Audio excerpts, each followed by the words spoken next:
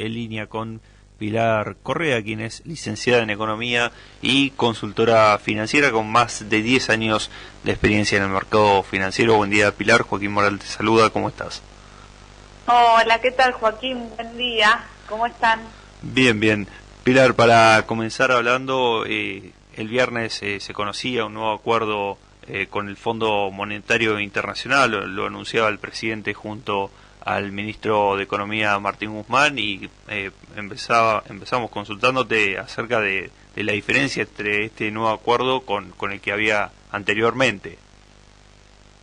Sí, bueno, el jueves a la noche en realidad ya había algunas noticias de que se habían acercado las posturas con el Fondo Monetario, y ya el viernes a la mañana dio una conferencia de prensa a Guzmán para anunciar este acuerdo, que lo que se habla es de un principio de entendimiento, no es un acuerdo global, pero bueno, se sentaron las bases de algunas premisas como para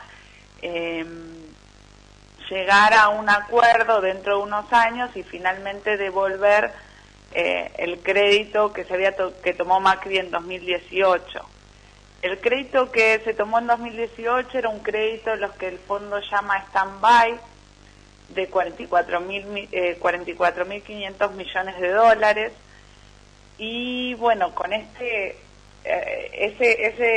crédito había que devolverlo en un pago que se hizo en 2021, que se hizo de 5.100 millones de dólares. En 2022 había vencimientos por 19.000 millones de dólares. 2023 19.300 millones de dólares, y quedaban unos 500 millones de dólares en el 2024. Con este nuevo acuerdo, que es por 2 años y medio, ahora después paso a detallar cuáles son los puntos que llegaron a un entendimiento. Bueno, lo que se va a hacer es que el fondo vaya girando el dinero que necesitamos para pagar ese crédito tal cual fue tomado por Macri, pero el capital, entonces se presta para devolver lo que tomó Macri, pero este nuevo crédito lo empezaríamos a devolver dentro de 4 años en 6 cuotas anuales, o sea, se extiende el plazo como 10 años, con 4 años de gracia, que serían estos 2 años y medio que acordaron para pagar el crédito stand-by con estas premisas básicas, y después empezaría a pagar a partir del 2024. A ver, esto en general lo que trajo fue alivio, salir de esa sensación de default, de precipicio, de tanta incertidumbre. Pilar, creo que tuvimos un inconveniente con la comunicación. Estábamos hablando con Pilar Correa, licenciada en Economía y consultora financiera, y bueno, estaba hablando comentando algunos de los puntos de este acuerdo que se ha realizado con el Fondo Monetario Internacional. Estamos sin internet y sin teléfono. Estamos realmente complicados, pero bueno. Un poquito para repaso de lo que comentaba Pilar, Joaco, si te parece. Decía las reacciones que se tenían después de este anuncio. El viernes el dólar blue, que estaba todos los días de la última semana, récord tras récord, estaban 221, 223. Fue una respuesta en principio positiva. Sí, de 10 pesos. Sí, bajó 10 pesos. Los bonos nacionales cotizados en dólares más de 10% aumentaron. No sé si ya te la podemos, si tenemos la conexión, no. Pero los bonos soberanos de Argentina estaban en más de 10% arriba su cotización. Es decir, al viernes se había tomado como... Bueno, veremos cómo sigue en el día de hoy. A ver, una cuestión que queda aquí. Yo lo explicaría de una manera. Argentina tenía un problema de... No era sustentable la deuda. Claro. No era una cuestión de... O mejor dicho, no era una deuda sustentable, pero no financiable. O sea, no tenías el dinero para hacer frente. 19.000 millones de dólares. Este año hay que pagar al FMI solamente. Vos recordás que venís de reperfilar deuda en pesos, que eso lo había hecho Macri, que eso todo el mundo llamó la atención porque vos decís, bueno, deuda en pesos, nunca se había defaulteado una deuda en pesos, jamás, porque vos lo último que haces, emitís. Maquinita. A lo sumo, claro, recurrís a la maquinita. Por eso, nunca se había llevado a ese extremo. Y después tenés la reestructuración de la deuda, con los privados, que vos tenías un monto importante a pagar a los bonistas privados en este mes, ¿sí? En este año, perdón, pero lo pateaste para dentro de 2 años posteriores. Entonces, este año quedabas más aliviado, pero solamente era una cuota impagable. O sea, vos lo que te dio el FMI de 45 mil millones de dólares, prácticamente lo tenías que devolver en 2 años, que se hacía realmente muy difícil. A ver, la pregunta es, cada 3 meses vamos a vivir esta angustia de, ¿por qué? Porque ahora van a venir del FMI, los señores de traje. Los señores de traje negro van a venir y durante 2 años y medio, todo el año 2023, van a agarrar al ministro de Economía y le van a decir, a ver, mostrame tus números. Vos me dijiste que el déficit fiscal iba a ser esto, cuánto emitiste, cuánto gastaste, cuánto las exportaciones, cuánto las importaciones, el tipo de cambio, la inflación, a cuánto está. Entonces, eso cada 3 meses lo vas a tener que poner en evaluación con los con los funcionarios, los tecnócratas del Fondo Monetario Internacional. Y allí la pregunta que cabe a resaltar es qué margen, porque a ver, ¿qué pasa si vos no cumplís? Mirá, vos ahora en marzo tenés que pagar 2.000 millones de dólares, si no cumplís, ¿qué? ¿No te van a dar esos 2.000 millones de dólares? Entonces vas a volver en esta situación de, ¿se paga o no se paga hoy? Y esa situación y ese contexto lo vas a vivir durante 2 años y medio cada 3 meses. Bien, ahí estaba Mauro explicando un poco acerca de este acuerdo. Retomamos la comunicación, recordemos, estábamos dialogando con Pilar Correa, quien es licenciada en Economía y consultora financiera. Pilar, no recuerdo bien a dónde nos habíamos quedado, pero bueno, se nos cortó la comunicación.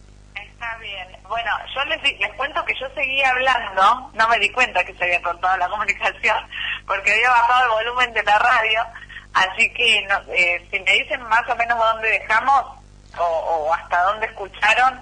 Sí, no, básicamente el inicio de la primera pregunta. Pilar, buen día, Mauro te saluda. Hola, Mauro, ¿cómo va? Bien, ¿qué diferencias hay entre el actual programa que se anuncia con el FMI el día viernes, que es uno de facilidades extendidas, al anterior que era uno de stand-by? ¿Qué diferencias se encuentran ahí? Comentabas un poquito de los plazos. Sí, bien, el acuerdo stand-by era un crédito por 4 años, donde el dinero te lo prestaban, pero uno no tenía que presentar un programa estricto de qué es lo que se iba a hacer para el dinero, tenía más discrecionalidad en el uso y por eso se devolvía rápido. Ahora se cambió por uno de facilidades extendidas, donde el compromiso es estos primeros 2 años y medio estabilizar algunas variables, donde el fondo te presta el dinero para que devuelvas el crédito stand-by que fue tomado en 2018 y dentro de 4 años se empieza a devolver el crédito en sí, el capital. En estos 2 años y medio, Argentina, se compromete a, dentro del plano fiscal, ir reduciendo el déficit. En 2022 que sea el 2,5%, en el 2023 de que sea el 1,9% del PBI, 2024 0,9% y en el 2025 se convergiría a 0%. Cabe destacar que dentro de la negociación el Fondo Monetario le pedía a Argentina que ese déficit fiscal se reduzca rápidamente y que en el 2023 se llegue a 0. Argentina quería en el 2027 recién llegar a 0 en el déficit fiscal y llegaron a un punto común intermedio. Todavía resta saber cómo se va a llevar a cabo, porque la letra chica va a estar desarrollándose en las próximas semanas y esto falta que haya una aprobación del Congreso y también una aprobación del Fondo Monetario. Sí. A priori ahí de cómo se va a lograr reducir el déficit, queda la pregunta de el tema energético. Uno pensaba que iba a ser un lugar donde se iba a recortar el gasto a los subsidios, que son casi 10.000 millones de dólares. En el anuncio, en la conferencia de prensa, Martín Guzmán había dicho de que no iba a haber modificaciones en ese esquema, y horas después el Fondo Monetario Internacional había dicho en su comunicado oficial que sí era uno de los sectores donde se iban a establecer los ajustes. Es el tema central, el precio de las tarifas, el precio del transporte, el precio del combustible, y ahí es donde por ahí uno dice cómo se va a llevar a cabo, porque todo esto que estamos nombrando es el costo de todos los precios de la economía, y una de las grandes luchas que tiene el gobierno actual es contra la inflación. Entonces, bueno, ese es uno de los puntos, cómo se va a llevar a cabo, que no está del todo claro ni resuelto, y además, cuando uno habla de déficit fiscal es recaudación menos gasto. Guzmán lo que dijo es que van a hacer mucho hincapié en aumentar la recaudación, pero bueno, ya el año pasado la mitad de la recaudación estuvo estuvo explicado por lo que fue el aporte solidario de las grandes fortunas. Fue uno de los ingresos del Estado, claro, que este año no estaría. Entonces ahí queda ver si va a haber nuevos impuestos, o bien, a ver, si la economía logra crecer y despegarse, es más fácil, porque cuando la economía está creciendo, la recaudación también crece al mismo ritmo. Pero bueno, como decíamos, o no sé si me escucharon o no, pero este es un acuerdo que la verdad alivia un montón el panorama de cortísimo plazo o de urgencia, pero eso tiene que venir acompañado de otro tipo de políticas de cómo van a encarar la reactivación económica. Que un poco ya se dio, ya se empezó a dar, pero bueno, es un rebote de lo que fue la pandemia, ¿no es cierto?, que devastó toda la actividad. Bien, sí. Y bueno, y también dentro de lo que es el gasto público, lo que también se estima es que va a variar la composición del gasto. Esto es, que haya una baja, porque dijeron que el gasto no lo van a bajar en general, pero bueno, el cambio en la composición sería bajar subsidios a la energía, al transporte, etcétera, y aumentar lo que es la obra pública, que la obra pública es un gran reactivador de la actividad económica en general. Pilar, quería consultarte también cómo quedan ahora los pagos de deuda en los próximos años, sumando lo que es el FMI y los privados. Bien, si me dejas agregar algo, que solamente hablé de la parte fiscal de este nuevo acuerdo, y por ahí la parte más exigente es lo que es el plano monetario financiero, donde lo que se le está pidiendo al Estado es que no haya tantas transferencias desde el Banco Central al Tesoro Nacional. Cuando hay déficit fiscal, ¿cómo se arregla el déficit fiscal? O se pide prestado o se emite dinero. Ese dinero que se emite, lo simplifico al máximo, ese es el dinero que pasa del Banco Central al Tesoro Nacional. Y eso es lo que es bastante exigente el cronograma, porque se estima que se tiene que ir reduciendo año a año, por ejemplo, del 3,7% que fue en 2021 al 1% en 2022, al 0,6% en 2023 y llegar a 0 en el 2024. Ahí también hay una incógnita de cómo se va a llevar a cabo sin cambiar, sin hacer una devaluación drástica. O sea, lo que dijo Guzmán es que se apunta a que haya una tasa real positiva y que tratar de armar toda una curva de bonos en pesos como para que los pesos sean canalizados a través de toda esta deuda. Y no tenga que el Tesoro tener que recibir tantas transferencias del Banco Central. En línea con lo que vos me preguntabas de cómo quedan los pagos futuros, a ver, esto da aire 2 años y medio como para quitar esa urgencia a la que veníamos acostumbrados y Pero bueno, en sí todo el ajuste verdadero y el pago de la deuda verdadero ya quedaría para el próximo gobierno. Lo que es positivo de esto es que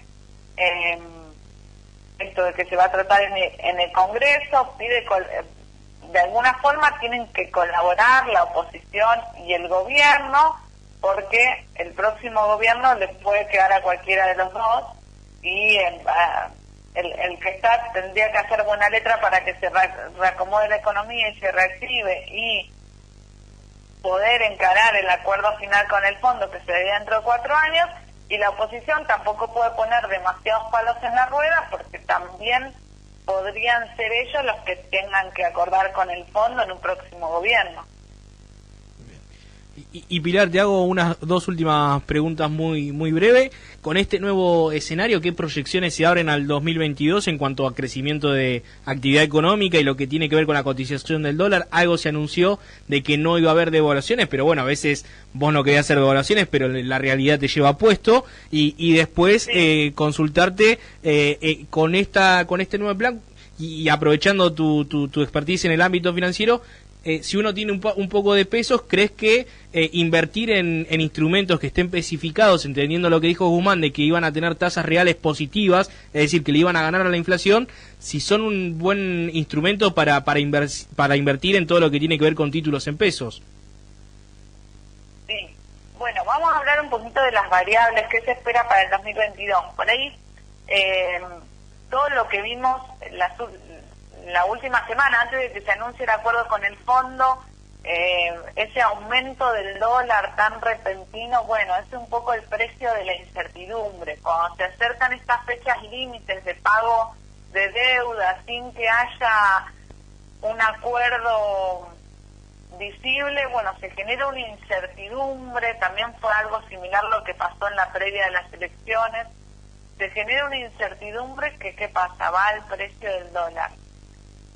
Cuando hay este tipo de noticias, se logra calmar algo, se aumenta un poco la confianza, pero bueno, la verdad es que no hay que olvidarse que el precio del dólar es un precio más de la economía.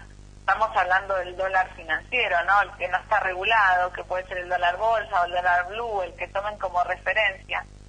A ver, con una inflación que ronda el 50%, el precio del dólar básicamente tendría que acompañar.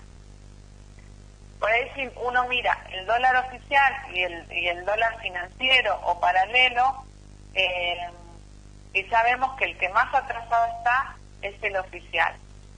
Según Guzmán, lo que dijo es que no va a haber saltos en el tipo de cambio, que se va a seguir con esta devaluación predecible, pero bueno, ahí también el gobierno tiene que generar mecanismos como para incentivar las exportaciones. Pensemos que hoy se está exportando a un dólar de 100, cuando el dólar, para hacerte un billete verde, está arriba de 200 pesos. Entonces ahí ya hay un desincentivo a exportar. Solo exportan los que pueden traer el dólar a 200 o los que no les quedan muchas alternativas. Pero bueno, siempre recordar que el dólar es un precio más. Hay veces que se genera una situación o una tregua o alguna situación que logra tranquilizar el dólar, la inflación sigue creciendo y después el dólar pega un salto y acompaña esa inflación de los meses donde estuvo quieto. La inflación, según analistas, va a estar alrededor del 50%, va a ir acompañado con acuerdo de precios, pero bueno, si aumentan las tarifas, si aumenta el combustible y hay una quita de subsidios, puede haber que haya una presión adicional sobre la inflación. Las tasas de crecimiento más o menos van a estar, se estima, todo estimado, alrededor del 3-4%, y lo ideal sería que podamos crecer más y con un plan más sostenido en el tiempo, como para que sea más previsible la economía en general. Bien. Pilar, te agradecemos la comunicación y los minutos que has brindado para aquí, para Miradas de Radio y para ELU3, y bueno, las definiciones también más que interesantes. Bien, y ustedes me habían preguntado qué tipos de inversiones hay. Sí. A ver, en línea con este acuerdo y con este entendimiento que se logró, y a ver, también que fueron un poco las mejores inversiones del año pasado, todo lo que es ajustable a la inflación, que creemos que es la variable que más va a aumentar este año también, fue la que más aumentó en 2021 y creemos que también va a ser la que más va a aumentar en 2022. O sea, uno puede anclarse a distintas inversiones. Las atadas con la devaluación, que sería una estrategia de comprar dólares, las atadas a una tasa de interés, donde uno tiene el plazo fijo, la más conocida, o a una tasa variable que puede ser el SER, que es la inflación medida por el INDEC, el índice SER. Hay toda una línea de títulos en pesos ajustables por SER, que es la que el gobierno también le sirve que exista, porque ahí se van a canalizar todos los pesos de los grandes fondos de líquidos del país. Y bueno, esa es una alternativa. El año pasado rindieron 60% contra un 40% que hubo de devaluación del dólar financiero, contra un 20% que hubo de devaluación del dólar oficial. Los bonos ajustables por SER fue la inversión que más rindió en el 2021. Bien. Pilar, nuevamente te agradecemos la comunicación y estos minutos que nos ha brindado para aquí, para el EU3. Bueno, chicos, muchas gracias. Que tenga buen día. Les agradezco por haberme llamado. Buena semana. Igualmente. Ahí pasaba entonces la palabra de Pilar Correa, con quien dialogábamos acerca de este acuerdo con el Fondo Monetario Internacional. 11:29 minutos, vamos ahora sí